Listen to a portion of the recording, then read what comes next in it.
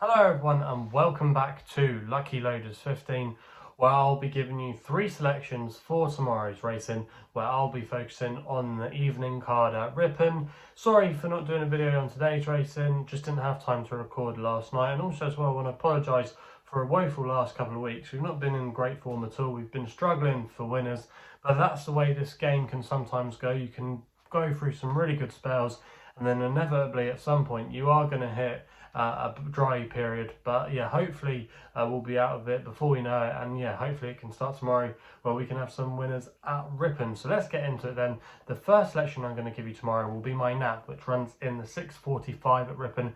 It's a horse called Cavendish for Jason Hart and Charlie and Mark Johnson, currently available at 3-1. Going to recommend a 1-point win bet here. Now this horse Cavendish, I think he's just starting to get a little bit better with every run, and last time out when he finished second at Bath, that was definitely one of his career best efforts. Okay, it was a weak race, granted, but he did bump into a horse there of George Scott's that's been riding a real crest of a wave and is a rapid improver, and I just think Cavendish has a little bit more to offer over this kind of trip. He's quite a slow horse, but I think tomorrow he might be able to get an uncontested lead, and he might be able to set the fractions and be able to dictate the race at his own pace. His dam, Bess of Hardwick, was a good horse over this kind of yardage. So I think there's a bit more to come from him, and I think he's just a horse that's probably just taken a while to mature. I think the Johnsons as well, they're starting to hit a bit of form now after a little bit of a quiet spell earlier in the year, but this is normally the time to catch him. I think off a mark of 51, this horse could still have a few pounds up his sleeve, and I think tomorrow he might be able to get his head in front, and I'm quite keen on his chances tomorrow, so that's why he's going to be my nap in the 6:45 at Ripon. We then go to the 7:45 at Ripon, where we're going to go with an extra tip. There in the 7:45, I'd like the chances here of Claim the Crown, currently available at 13-2 for Jack Mitchell and Roger Varian. Going to recommend a small win bet here, 0.5 win only. Now this horse, Claim the Crown, has been a little bit disappointing this season.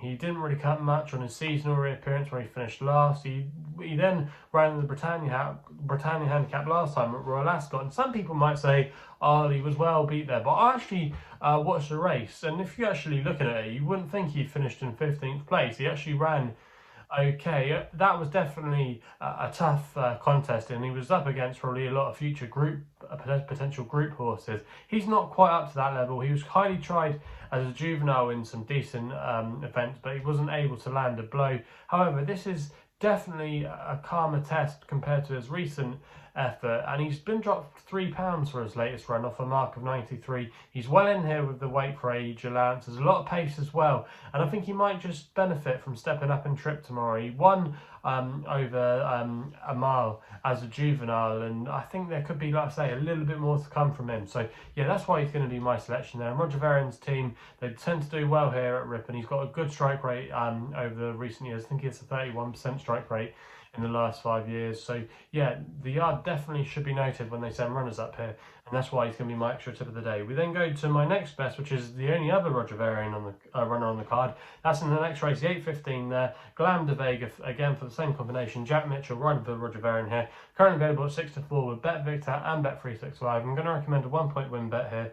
Now this horse definitely showed some ability as a 2-year-old. He finished 5th at Yarmouth on his debut effort, where he was bumping into the likes of Samburu and some other smart horses. He then finished 2nd at Nottingham, which again wasn't a bad piece of form, and I think he's been found a good opportunity here on his seasonal reappearance to get his head in front. I think Roger Varian's team do think quite a little bit of this horse. You know, he's got a good pedigree. He's out of a new approach mare that won some listed races, so I think he could be a little bit better than this grade, and he could be maybe a smart handicapper to follow later on down the line. I think Wilkins, yes, you have to respect him. He's probably the likely danger. He might make the run in, but for me, I just thought he was a little bit disappointing last time, and he was well beaten, and I just think he could set it up for the closers.